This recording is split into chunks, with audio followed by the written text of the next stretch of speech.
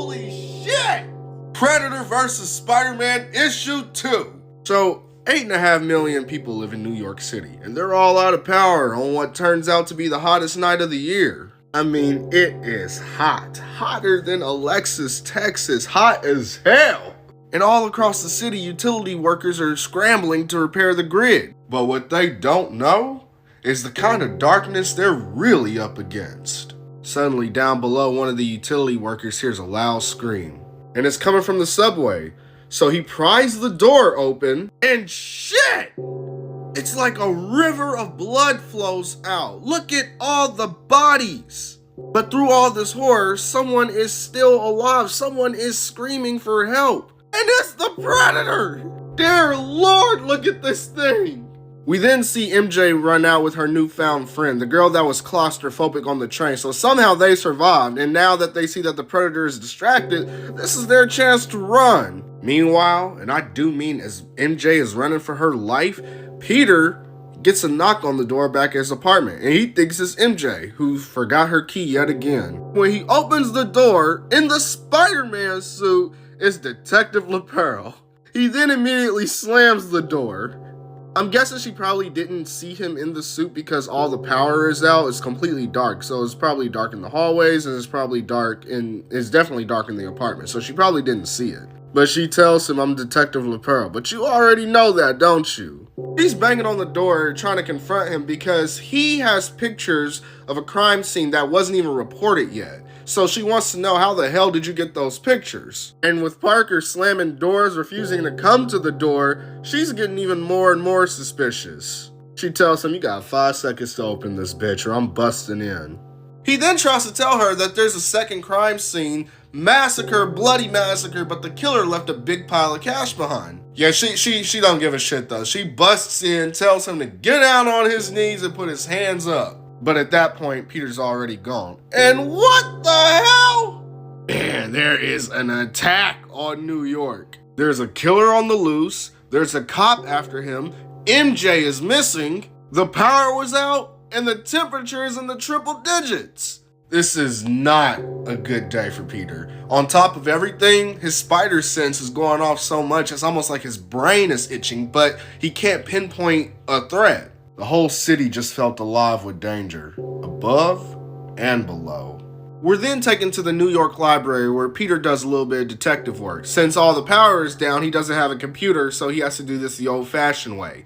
Reading books, which some of y'all need to do. Y'all need to be reading these books. Do you see what he's doing? Do you see what this is? This is what y'all need to be doing. Y'all need to be hanging upside down and reading. As Parker does his homework, we then turn to Kraven the Hunter. Holy shit.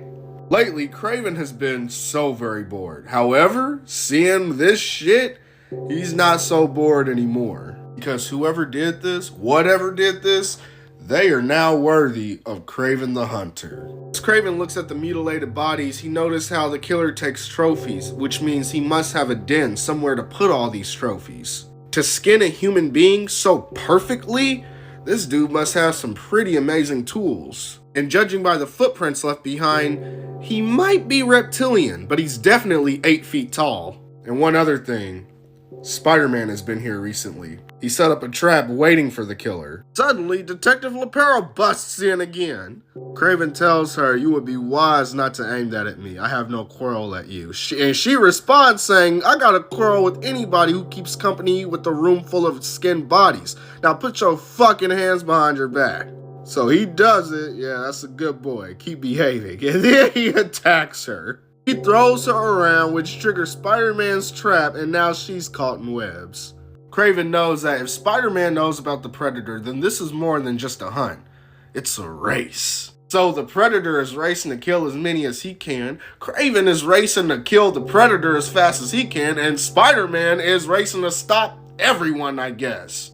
Meanwhile, back in the New York tunnels, it's completely dark, it's eerie, it's silent, and MJ and her friend bump into some homeless guy. He covers both their mouths and say, you gotta stay quiet or he'll come. MJ wonders, what the hell is that thing? He's gonna show them, but they have to stay quiet. We're then taken to another part of the tunnel where we see the Predator's shrine. This is where he's been keeping all of his trophies. All around them are old and young, weak and strong, every gender, every ethnicity. The only thing these victims have in common is that they're dead. This isn't the trophy room of a hunter. It's babbling, slobbering chaos, a collection of madness.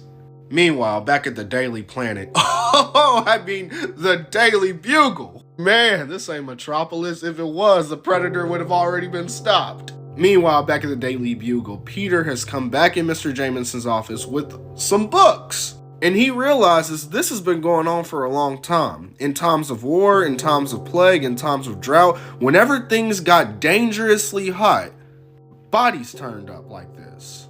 The killings, they've been going on for hundreds of years all around the globe. Now, Mr. Jameson doesn't have time for conspiracy theories, but as he's talking, some birds flitters around and Spider-Man's spider senses are spideying. And the reason why is because a Yautja ship is hovering like right above them.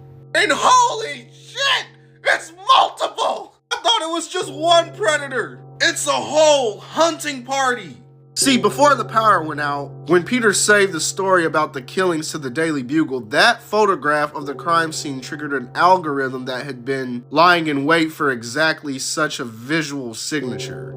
A signal went out and a hunting party followed, and they are here for the one who hunts without honor. So more than likely, these are enforcer predators. They're not here for Spider-Man. They're here for this dude. I told y'all this was a bad blood. Any predator that skins people alive like that and wears their skin as a face, yeah, you're sick, bro. You're a bad blood. I knew this was a bad blood. The bad bloods, the ones without honor, yeah, they are hunted and unalive on the spot. On the spot. Bro, look at this one. This one looks tight. Look at that battle axe, bro. Ah!